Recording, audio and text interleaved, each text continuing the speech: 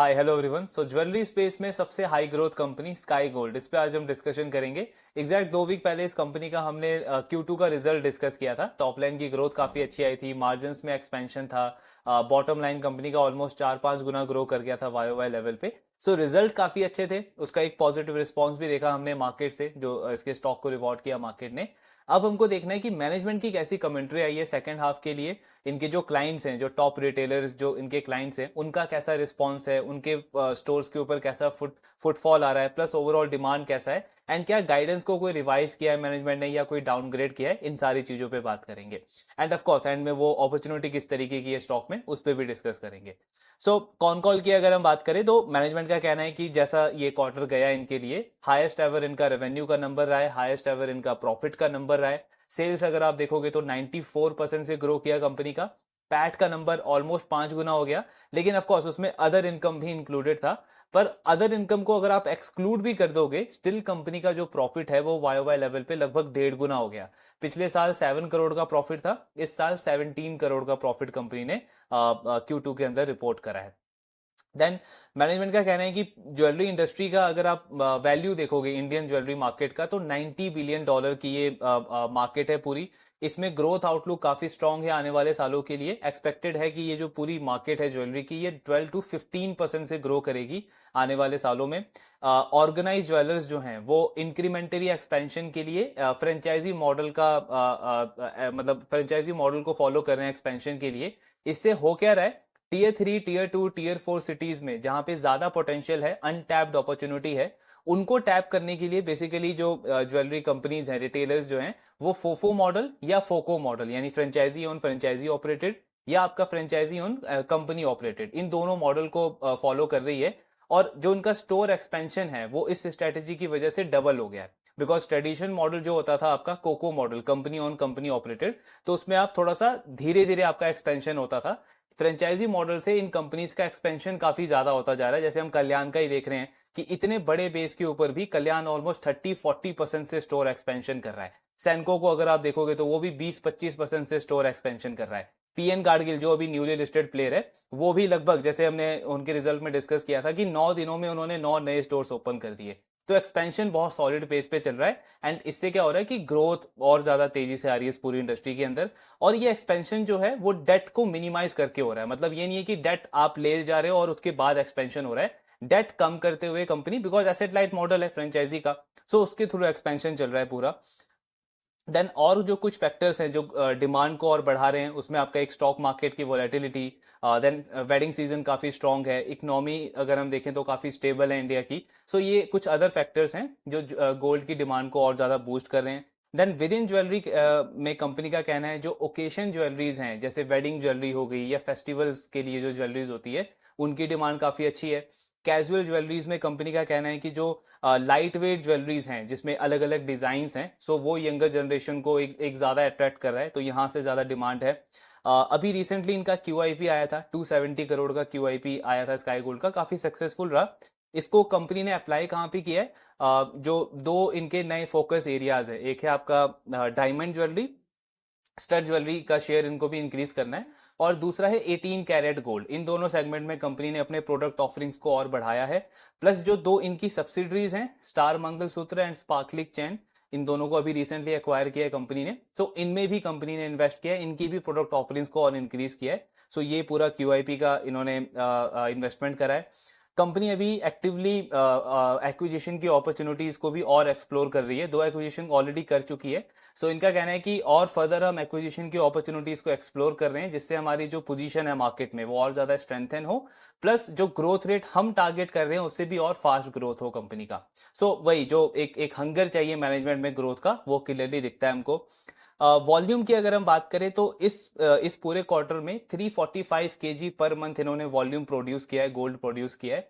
Last year ये number 250 kg था, तो अगर आप वाई लेवल पे देखोगे तो 38% का वॉल्यूम ग्रोथ आया है कंपनी का। इतना ज्यादा वॉल्यूम ग्रोथ क्यों आया है, बिकॉज आप इनके कोई भी क्लाइंट्स को देख लो, चाहे सैनको हो, कल्याण हो, मालाबार हो, जॉय लुकास हो, हर एक प्लेयर, हर एक ज्वेलरी रिटेलर जो है वो 20-30-40% से ग्रो कर रहा है। तो जब क्लाइंट आपके इतने ज्यादा पेस से ग्रो करेंगे तो नेचुरली एक छोटा प्लेयर है स्काई गोल्ड, इनका भी ग्रोथ ज्यादा आएगा। मार्जिन की अगर हम बात करें तो उनका जो इबिट्टा मार्जिन है वो 5% के आसपास आया है इस क्वार्टर में। पैट मार्जिन भी आपको दिखेगा लगभग 5% है, 4.8% के आसपास है, लेकिन उसमें हमको अदर इनकम को एक्सक्लूड करके देखना है बिकॉज वो वन टाइम इनका अदर इनकम आया है। अगर आप अदर इनकम को एक्सक्लूड करके देखोगे तो उनका पैट मार्जिन जो है वो 2.5% के आसपास आता है। मैनेजमेंट का गाइडेंस है कि इस साल इनको पैट मार्जिन 3.5% के आसपास लेके जाना है। सो वो अभी देखेंगे किस तरीके से वहां पे पहुंच सकती है कंपनी। मैनेजमेंट का कहना है कि फर्स्ट हाफ हमारा बहुत स्ट्रांग रहा है और इससे हुआ क्या है कि सेकंड हाफ के लिए एक सॉलिड फाउंडेशन हमारा बिल्ड हो गया है। लगभग 5-5.5% का इबिट्टा मार्जिन कंपनी टारगेट कर रही है सेकंड हाफ में, और पैट के मार्जिन के गाइडेंस को इन्होंने मेंटेन करा है, मतलब वही 3.5% का पैट मार्जिन कंपनी टारगेट कर रही है। कैसे आएगा हमने पीछे भी डिस्कस किया था।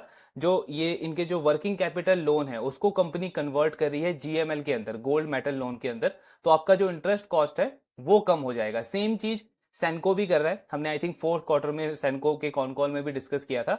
उनकी भी मैनेजमेंट वर्किंग कैपिटल लोन को गोल्ड मेटल लोन में कन्वर्ट कर रही है, तो आपका फाइनेंस कॉस्ट कम हो जाएगा। जब फाइनेंस कॉस्ट कम होगा तो आपको मार्जिन में इंप्रूवमेंट आएगा, यानी कि ऑपरेटिंग लिवरेज मिलेगा बिजनेस के अंदर। सो वही कंपनी टारगेट कर रही है अभी भी। इन्होंने थर्ड क्वार्टर का भी गाइडेंस दिया है, मतलब ये जो Q3 अभी चल रहा है इसका भी गाइडेंस दिया है मैनेजमेंट ने। मैनेजमेंट कह रहा है कि 1000 करोड़ का रेवेन्यू हम टारगेट कर रहे हैं Q3 के अंदर। सो अब ये आप 1000 करोड़ का रेवेन्यू को कंपेयर करोगे लास्ट ईयर के Q3 से तो ऑलमोस्ट 2.5 गुना ग्रोथ हो जाती है, बिकॉज पिछले साल कंपनी का थर्ड क्वार्टर में 400 करोड़ का रेवेन्यू था। लेकिन इसमें करना क्या है हमको कि स्टैंड अलोन देखना है, बिकॉज इस साल इनके ये जो 2 सब्सिडरीज हैं इनका भी रेवेन्यू ऐड होगा।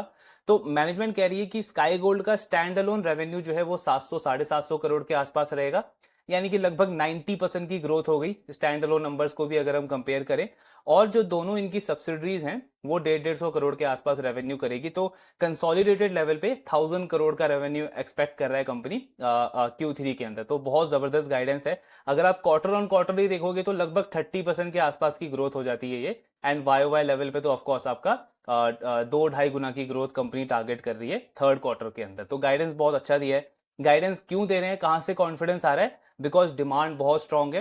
कंपनी का कहना है कि जो वेडिंग सीजन है वो बहुत बहुत ज्यादा अच्छा जा रहा है, हमारे जो क्लाइंट्स हैं उनसे काफी अच्छा रिस्पांस मिल रहा है इनको। एंड जैसा हमने बार बार न्यूज में भी सुना है कि इस ये जो फेस्टिव सीजन जो चल रहा है, ये जो वेडिंग सीजन चल रहा है, ऐसा बोला जा रहा है कि इंडिया की हिस्ट्री में ये सबसे बड़ा वेडिंग सीजन है। ऑलमोस्ट 47-48 लैक्स वेडिंग इस बार प्लान है इस पूरे वेडिंग सीजन के अंदर, और ये पूरा कितना रेवेन्यू जनरेट करेगी, 6 बिलियन के आसपास। सो 6 बिलियन का रेवेन्यू जनरेट होने का एक्सपेक्टेशन है इस 47-48 लाख वेडिंग से। और इसमें सिर्फ ज्वेलरी इंडस्ट्री की अगर आप बात करोगे तो 25% जो रेवेन्यू है वो ज्वेलरी इंडस्ट्री को जाएगा। इससे क्या हमको समझ में आता है कि ये जो अगला 2-3 क्वार्टर है, एक जो ये Q3 चल रहा है, आपका Q4 एंड Q1 में भी काफी ज्यादा वेडिंग्स होती है। सो ये जो 2-3 क्वार्टर्स हैं इनमें ये पूरी ज्वेलरी स्पेस के ऊपर क्लोजली फोकस रखना है हमको। काफी ज्यादा अपॉर्चुनिटीज हमको यहाँ पे मिलेगी, एंड जो प्लेयर बाकी प्लेयर से अच्छा कर रहा होगा, जिसका डिमांड अच्छा होगा, एक्सपेंशन अच्छा होगा एंड ऑपरेटिंग लिवरेज मिल रहा होगा, वहां पे ज्यादा फोकस करना है, बिकॉज काफी ज्यादा रिवॉर्ड मार्केट उन स्टॉक्स को कर सकता है। सो एक तो कंजम्पशन प्ले है, और दूसरा एक और चीज क्या कॉन्फिडेंस देता है कि ज्वेलरी गोल्ड के अगर आप रेट देखोगे तो पिछले कुछ साल में काफी तेजी से रेट बढ़े। आई थिंक अभी 50,000 के आसपास गोल्ड का रेट था, लेकिन कुछ ही टाइम के अंदर ये 80,000 तक चला गया है। स्टिल हम देख रहे हैं कि डिमांड कांस्टेंट है, डिमांड में कोई कमी देखने को मिली नहीं है। हर एक रिटेलर बोल रहा है कि फुटफॉल हमारे यहाँ पे बहुत सॉलिड आ रहा है, डिमांड इंक्वायरी काफी ज्यादा आ रही है, नए नए डिजाइन जो कंपनीज लॉन्च कर रही है उनका एक्सेप्टेंस काफी तेजी से बढ़ता जा रहा है। तो ये क्या दिखा रहा है कि डिमांड में कोई प्रॉब्लम नहीं है, और उसके ऊपर से ये जो वेडिंग सीजन है ये और ज्यादा बूस्ट देता है इस ग्रोथ को। सो क्लोजली फोकस होना चाहिए इस पूरे ज्वेलरी स्पेस के अंदर एटलीस्ट अगले 2 से 3 क्वार्टर के लिए। सो कंपनी कह रही है कि यहीं से पूरा डिमांड, पूरा कॉन्फिडेंस आ रहा है हमको कि ग्रोथ हमारा काफी अच्छा जाएगा। देन इनका कहना है कि अभी क्योंकि गोल्ड के प्राइसेस 20-25% बढ़ गए हैं, तो ऐसा एक्सपेक्टेड है इंडस्ट्री को कि अगले 2-3 क्वार्टर तक गोल्ड के प्राइसेस और नहीं बढ़ेंगे, अब वो देखना रहेगा। देन एम्प्लॉय बेस अगर आप स्काई गोल्ड का देखोगे तो उनका मार्च 24 तक 500-550 के आसपास टोटल एम्प्लॉयज थे। अभी ये 650 हैं, और अगर आप इनके सब्सिडरीज के एम्प्लॉयज को भी ऐड कर दोगे तो टोटल 800 के आसपास एम्प्लॉयज हो जाते हैं कंपनी के। यानी कि लास्ट 6 मंथ्स में इन्होंने 150 के आसपास न्यू एम्प्लॉयज हायर करा है।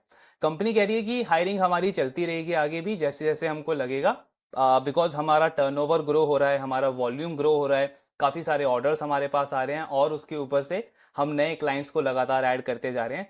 कैरेट लेन को इन्होंने ऐड करा है इस क्वार्टर के अंदर और पीएन गाडगिल को भी ऐड करा है। ये दो बड़े क्लाइंट्स इन्होंने ऐड करे हैं इस क्वार्टर के अंदर।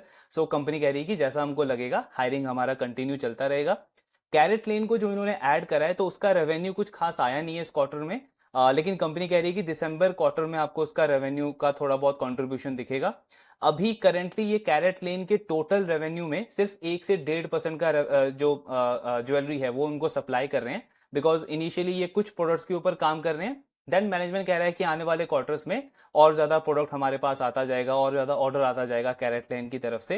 अब कैरेट लेन से इनको रेवेन्यू कहाँ से मिलता है, तो मेकिंग चार्जेस से इनका रेवेन्यू बनता है। जैसे हमने आरबीजेड को डिस्कस किया है, तो आरबीजेड का बिजनेस मॉडल में आप एक सेगमेंट देखते हो जॉब वर्क करके।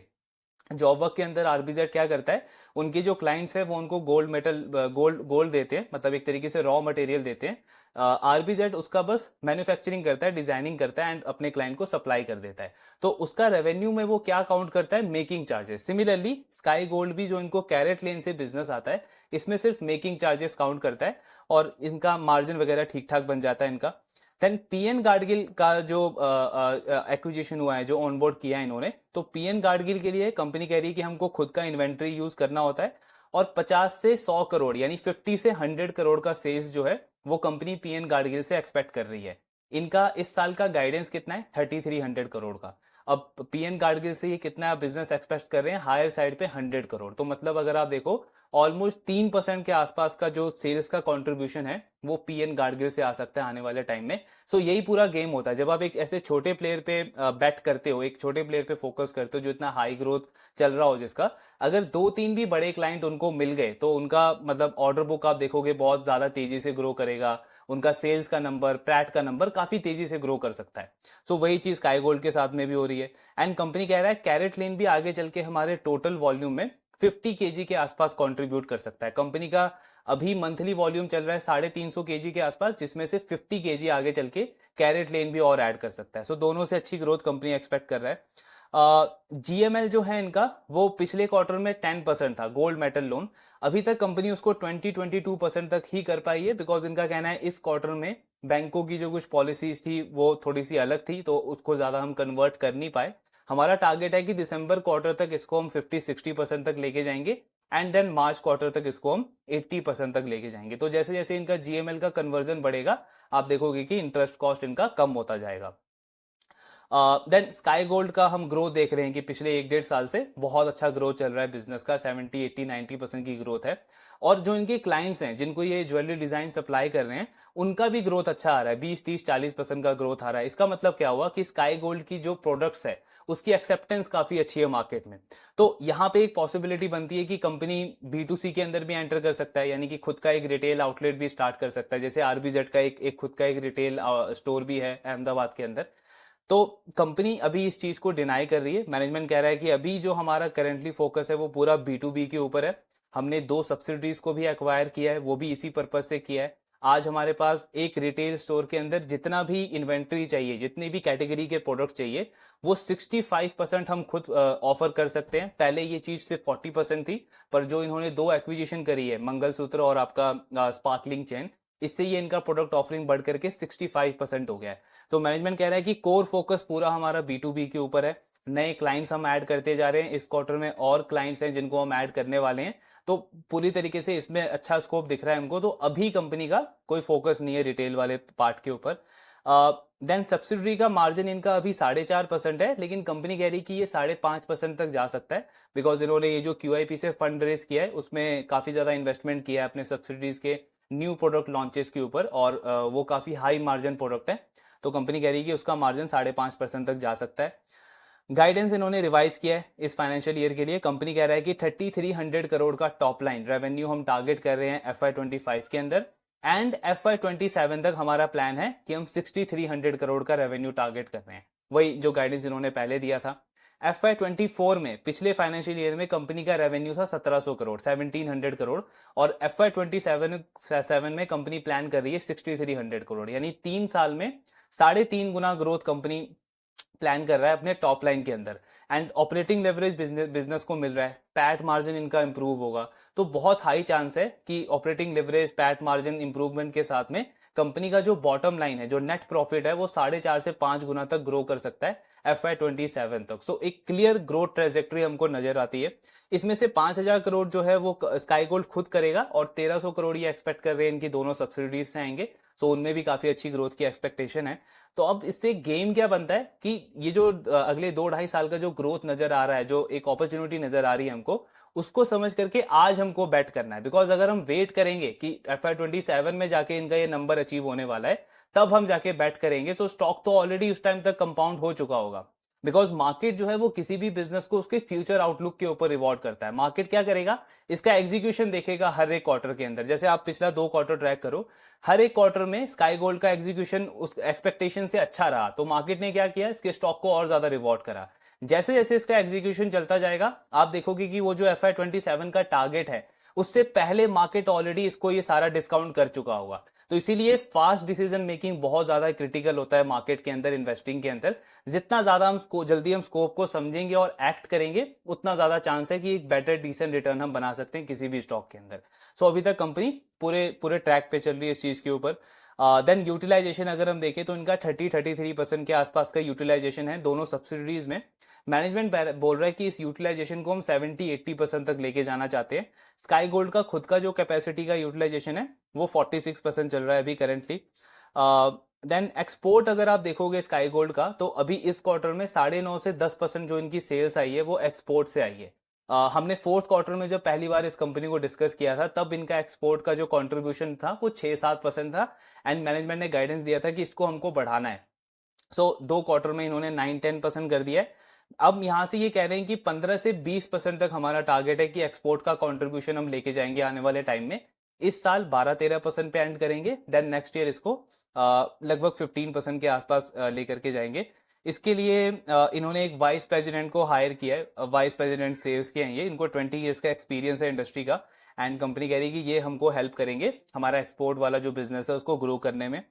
अदर इनकम कहां से बढ़ा था स्काई गोल्ड का, तो एक्चुअली इन्होंने 5 साल पहले HDFC बैंक और TCS के शेयर्स लिए थे, जिसको इन्होंने अभी इस क्वार्टर में सेल किया। इनके एडवाइजर्स ने इनको एडवाइस किया कि उसको सेल करें ये।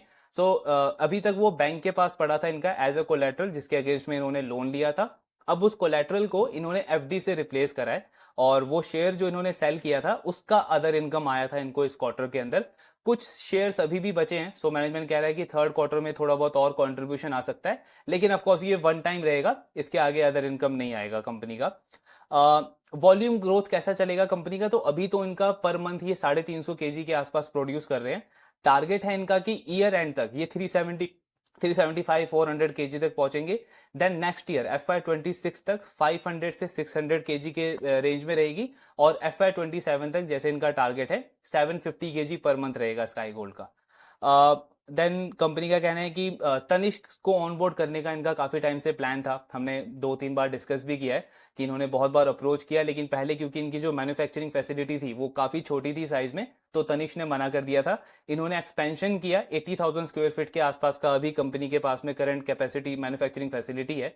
तो कंपनी कह रही है कि अब हमने जो कैरेट लेन को ऑनबोर्ड किया है, ये पहला स्टेप है उस डायरेक्शन में। सो कैरेट लेन से हमारा जो तनिष्क को ऑनबोर्ड करने का जो प्लान है वो और ज्यादा फास्ट हो जाएगा उस टारगेट की तरफ, बिकॉज कैरेट लेन के थ्रू हम ऑफ शो कर सकते हैं तनिष्क को कि किस तरीके की प्रोडक्ट ऑफरिंग है हमारी और कैसा उनको रिस्पॉन्स आता है। तो कंपनी होप कर रही है कि जल्दी वो तनिष्क को भी ऑनबोर्ड कर लेंगे। देन मिडल ईस्ट में कंपनी उन कंपनीज को टारगेट कर रही है जिनके 10-15-20 स्टोर्स हैं अभी, और अगले 2-3 साल में वो बड़ा प्लेयर बनना चाहते हैं, एक लार्ज क्लाइंट बनना चाहते हैं। सो बेसिकली स्काई गोल्ड खुद भी एक हाई ग्रोथ कंपनी है, तो ये उन्हीं क्लाइंटों पे फोकस कर रहे हैं जिनका स्टोर एक्सपेंशन काफी तेजी से बढ़ रहा है, चाहे इंडिया में या एक्सपोर्ट मार्केट के अंदर। एंड उनका एस्पिरेशन है कि 2-3 साल के अंदर एक बड़ा प्लेयर बनना है इंडस्ट्री के अंदर, बिकॉज अगर इनके क्लाइंट ग्रो होंगे तभी स्काई गोल्ड का ग्रोथ भी बढ़ेगा। अगर ये किसी एवरेज प्लेयर के साथ में डील करेंगे तब तो ऑफकोर्स इनका भी बिजनेस नहीं बढ़ने वाला। सो वहां पे काफी स्ट्रेटेजिकली कंपनी फोकस कर रही है। देन इस क्वार्टर में इनका रिसीवेबल बढ़ गया। सो नंबर्स देख के अगेन हमको कोई आइडिया लगेगा नहीं कि रिसीवेबल बढ़ा, अब वो अच्छा है या बुरा है कंपनी के लिए, एग्जैक्ट रीजन क्या है, इसीलिए कौन कौन जरूरी है। सो इनका रिसीवेबल अगर आप देखोगे तो एवरेज इनका 16 to 17 डेज का रिसीवेबल रहता था, इस क्वार्टर में इनका रिसीवेबल बढ़ के 26 टू 30 डेज तक चला गया। क्या रीजन था उसके पीछे? तो मैनेजमेंट कह रहा है कि अगर आप गोल्ड के प्राइसेस देखोगे तो पिछले 2-3 क्वार्टर के अंदर 20 से 25% का इंक्रीज आया गोल्ड प्राइसेस के अंदर। और इतने तेजी से जब गोल्ड प्राइसेस बढ़े थे, और Q1 का भी अगर आप पीरियड देखोगे तो इनकी जो क्लाइंट्स हैं सेंको वगैरह, उनका ग्रोथ अच्छा नहीं रहा था Q1 में, उतने ज्यादा फुटफॉल नहीं आए थे। देन Q2 में जब गवर्नमेंट ने वो ड्यूटी कट किया तब फुटफॉल आना स्टार्ट हुआ, डिमांड आना स्टार्ट हुआ। तो कंपनी ने अपने कस्टमर्स को थोड़ा सा लेवरेज दिया था, बिकॉज गोल्ड प्राइसेस काफी हाई पे थे। तो इन्होंने अपने कस्टमर्स को थोड़ा सा लेवरेज दिया था 5, 6, 7, 10 डेज का। और उसके बाद इनका ये रिसीवेबल डेज थोड़ा सा बढ़ गया है। मैनेजमेंट कह रहा है अभी चीजें नॉर्मलाइज हो रही है, और आप देखोगे अगले 1-2 क्वार्टर के अंदर हमारा रिसीवेबल डेज जो है वो वापस से पुराने वाले लेवल पे आ जाएगा। बिकॉज इंक्रीमेंटली जितने भी नए क्लाइंट्स ये ऑनबोर्ड कर रहे हैं उनका पेमेंट टर्म काफी अच्छा है। जैसे इन्होंने कैरेट लेन का एग्जांपल दिया कि कैरेट लेन का अगर आप देखोगे तो वो अपना खुद का रॉ मटेरियल देते हैं, तो उसमें पेमेंट टर्म काफी अच्छा है हमारा। देन पी एंड गार्डगिल जो है उसका पेमेंट टर्म 15 डेज के आसपास है। प्लस इंक्रीमेंटली और भी जितने क्लाइंट्स ये ऑनबोर्ड कर रहे हैं उनका ऑन एन एवरेज जो पेमेंट डेज है वो 10, 7, 15 डेज तक है। कोई भी ऐसा क्लाइंट कंपनी ऑनबोर्ड नहीं कर रही है जिसका रिसीवेबल डेज जो है वो 20, 30 या 40 डेज के आसपास हो। पुराने इनके पास क्लाइंट हैं जैसे कल्याण ज्वेलर, जिसका रिसीवेबल डेज 30 डेज के आसपास रहता है, पर कंपनी कह रही है कि उनके साथ में हम कंटिन्यू रखेंगे बिकॉज कल्याण से बहुत अच्छा वॉल्यूम आता है इनको। लेकिन ब्लेंडेड लेवल पे, ओवरऑल लेवल पे इनका रिसीवेबल डेज जो है वो आने वाले टाइम में और इंप्रूव होता जाएगा, बिकॉज इंक्रीमेंटली जितने भी क्लाइंट है उनका रिसीवेबल डेज कम है कंपनी के लिए। प्लस उसके ऊपर से एक्सपोर्ट में जो ये कंपनी एक्सपैंड कर रही है तो एक्सपोर्ट में इनका रिसीवेबल डेज 6-7 डेज के आसपास है। उससे भी और बेनिफिट मिलेगा कंपनी को। तो एक ओवरऑल एक अच्छे डायरेक्शन में मूव कर रहे हैं। पैट मार्जिन का गाइडेंस वही 3.5% का है। कंपनी कह रही है कि जीएमएल को जो हम कन्वर्ट करते जाएंगे 50-60% तक दिसंबर क्वार्टर में, 80% तक मार्च क्वार्टर में, तो 3.5% का पैट मार्जिन आ जाएगा हमारा इस साल में। देन लॉन्ग टर्म में इनका गाइडेंस है कि पैट मार्जिन हम 4% तक लेके जाएंगे। कहां से आएगा? एक तो आपका ये जीएमएल कन्वर्ट होगा, ऑफकोर्स उसका बेनिफिट मिलेगा। दूसरा, स्टड ज्वेलरी के अंदर ये एंटर कर रहे हैं, 18 कैरेट गोल्ड के अंदर ये और ऑफरिंग्स बढ़ा रहे हैं, प्लस 1-2 और नए लॉन्चेस कर रही है कंपनी। एंड मार्च क्वार्टर के बाद कंपनी लैब ग्रोन डायमंड के ऊपर भी फोकस करना स्टार्ट करेगी। ये सारे अदर फैक्टर्स हैं जहां से कंपनी का पैट मार्जिन इंप्रूव होकर 4% तक जाएगा। FY26 तक का इन्होंने गाइडेंस दिया है कि कंपनी का पैट मार्जिन 4% तक जा सकता है। तो वही जो हमने डिस्कस किया था कि अगर कंपनी का टॉप लाइन 3.5 गुना ग्रो करता है, 3.5x की ग्रोथ आती है अगले 3-2.5 साल के अंदर, तो बहुत इजीली ये जो पैट मार्जिन है, प्रॉफिट है कंपनी का, वो 4.5 से 5 गुना तक जा सकता है, बिकॉज ऑपरेटिंग लिवरेज मिलेगा कंपनी को। वो सारे लीवर्स भी हमको क्लियरली विजिबल है। देन अभी इन्होंने एक ऐप भी लॉन्च किया है, दिसंबर क्वार्टर में उसको ये लाइव करेंगे। ये ऐप क्या है? बेसिकली इनके जो क्लाइंट्स हैं, इनके क्लाइंट्स को बेनिफिट करेगा ये ऐप, बिकॉज उनके स्टोर्स पे जो परचेज मैनेजर होते हैं वो अपनी inventory day to day manage कर सकते हैं। स्काई गोल्ड का कहना है कि जितने भी हमारे क्लाइंट्स हैं वो इंक्रीमेंटली आज के टाइम पे ये फोकस कर रहे हैं कि डेली हमको ऑर्डर करना है। जैसे कल्याण इस चीज के ऊपर काफी ज्यादा इनको बार बार फोकस कर रहा है कि डेली ऑर्डर करना है, जिससे इनका इन्वेंट्री अच्छे से मैनेज हो जाए। मतलब ये ना हो कि इन्वेंट्री एक्स्ट्रा पड़ी है आपके स्टोर के अंदर, और ये भी केस ना हो कि इन्वेंट्री बिल्कुल भी नहीं है आपके ऊपर।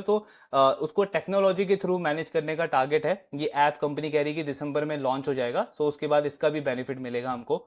देन बोनस इशू कर रहा है Sky Gold. I think date भी उसकी आ चुकी है, रिकॉर्ड डेट उसका 24 दिसंबर के आसपास है। तो जितने भी शेयर्स हैं, मतलब एक शेयर जो है आपका स्काई गोल्ड का, वो 9 शेयर्स में कन्वर्ट हो जाएगा इनका बोनस के बाद में। तो बेसिकली लिक्विडिटी और इंप्रूव करने के लिए ये बोनस इशू कर रही है कंपनी। देन एक्सपोर्ट्स में कंपनी कह रही है कि डिफॉल्ट रिस्क कोई भी नहीं है, बिकॉज हम वहां पे भी जॉय लुकास, मालाबार, कल्याण, ये जो इंडिया के प्लेयर जो बाहर की कंट्रीज में एक्सपैंड कर रहे हैं उनको ये लेवरेज दे रहे हैं 5, 7, 10 डेज का। अदरवाइज जो उनके क्लाइंट से ये डील कर रहे हैं, वहां के लोकल क्लाइंट से, उनके साथ में पेमेंट टर्म अच्छे हैं। कैश एंड कैरी मॉडल पे कंपनी वहां पे काम कर रही है उनके साथ में।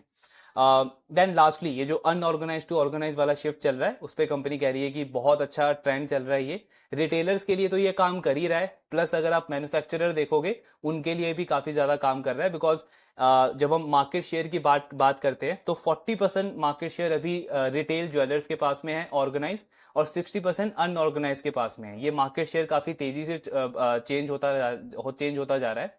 लेकिन जब आप मैन्युफैक्चरर प्लेयर्स की बात करते हो ज्वेलरी इंडस्ट्री के अंदर, तो 85% मार्केट शेयर अभी भी अनऑर्गेनाइज प्लेयर्स के पास में है, एंड सिर्फ 15% जो है वो आपका ऑर्गेनाइज प्लेयर्स के पास में है। और ये जितने भी ऑर्गेनाइज प्लेयर्स हैं, ऑर्गेनाइज रिटेलर्स हैं, कल्याण, टाइटन, आपका सेनको वगैरह, ये सब आज के टाइम पे फोकस कर रहे हैं कि हमको ऑर्गेनाइज मैन्युफैक्चरर से ही काम करना है, बिकॉज उनके पास में टेक्नोलॉजी है, उनके पास में बड़े प्लांट्स हैं, उनके पास में सारा सारा कुछ फैसिलिटी है, उनका पेमेंट टर्म काफी अच्छा है। सो उसके लिए क्या हो रहा है कि मार्केट शेयर जो है वो मैन्युफैक्चरर वाले सेगमेंट के अंदर भी शिफ्ट हो रहा है। इसीलिए कंपनी कह रही है कि हमारा ग्रोथ एक्सपेक्टेड है रिटेलर से काफी अच्छा रहेगा आने वाले सालों के अंदर।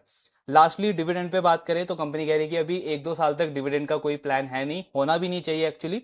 और इनका कहना है कि जब तक हमारा कैश फ्लो पॉजिटिव नहीं होता, जो कि एक्सपेक्टेड है कि FY26 या FY27 तक हो जाएगा, तब तक हम डिविडेंड वगैरह का कोई अनाउंसमेंट अभी करेंगे नहीं। जो प्रॉफिट है उसको रिटेन करेंगे एंड वापस बिजनेस में री इन्वेस्ट करेंगे। सो ये पूरा कॉन कॉल वाला पार्ट था स्काई गोल्ड का। नंबर्स ने उन्हें अच्छे रिपोर्ट करे ही हैं। आगे का गाइडेंस अगर आप देखोगे तो बहुत सॉलिड गाइडेंस है। सिर्फ Q3 के लिए कंपनी 1000 करोड़ का रेवेन्यू प्लान कर रही है और अभी तक इनका 1500 करोड़ का रेवेन्यू ऑलरेडी हो चुका है फर्स्ट हाफ के अंदर। तो 1000 करोड़ आप और ऐड कर दोगे तो 2500 करोड़ का रेवेन्यू हो जाएगा कंपनी का 3 क्वार्टर्स के अंदर। पूरे साल का गाइडेंस है इनका 3300 करोड़ का। सो बहुत हाई चांस है कि कंपनी अपने गाइडेंस को आउट परफॉर्म कर सकती है। बॉटम लाइन पे भी हमने डिस्कस कर ही लिया है कि इनका पैट मार्जिन जैसे जैसे इंप्रूव करेगा, सो कंपनी एनुअलाइज लेवल पे 120 करोड़ का प्रॉफिट कर सकती है। जब हमने इनको Q1 में डिस्कस किया था, तब हमारा एस्टिमेट था कि कंपनी 100 करोड़ का पैट करेगी और तब भी काफी अच्छी डील निकल करके आ रही थी। अब जैसा इनका परफॉर्मेंस चल रहा है और जो ऑपरेटिंग लिवरेज मिलेगा कंपनी को, सो बहुत हाईली चांस है कि ये 120 करोड़ का पैट कर सकते हैं FY25 के अंदर। तो उसके बेसिस पे अगर आप एस्टिमेट करोगे इनका FY25 का फॉरवर्ड पी, सो अराउंड 45-46 के आसपास का फॉरवर्ड पी निकल करके आएगा स्काई गोल्ड का। बिजनेस का ग्रो 70-80% है। जो इनके पियर्स हैं वो ऑलमोस्ट 60-70-90 के मल्टीपल्स पे ट्रेड कर रहे हैं। ROE बिजनेस का काफी अच्छा है, आगे का डिमांड आउटलुक काफी अच्छा है। और सिर्फ ये साल नहीं, अगले 2-3 साल का इन्होंने सॉलिड गाइडेंस दिया है। तो बहुत हाई चांस है कि री रेटिंग कंटिन्यू रहेगा। इनफैक्ट अगर यहाँ से 10-15% का और फॉल आता है स्टॉक के अंदर तो अपॉर्चुनिटी और भी ज्यादा लुक्रेटिव हो जाती है। सो प्रोबेबली हम बोल सकते हैं कि ज्वेलरी स्पेस के अंदर सबसे बेस्ट प्ले लगता है। ग्रोथ अच्छा है, डिमांड तो अच्छा है ही। बाकी ट्रैकिंग इनका कंटिन्यू रखना है। थर्ड क्वार्टर में देखते हैं कि कैसे नंबर्स आते हैं कंपनी के। और जो भी आपके डाउट्स है शेयर करते रहिए। Thank you very much.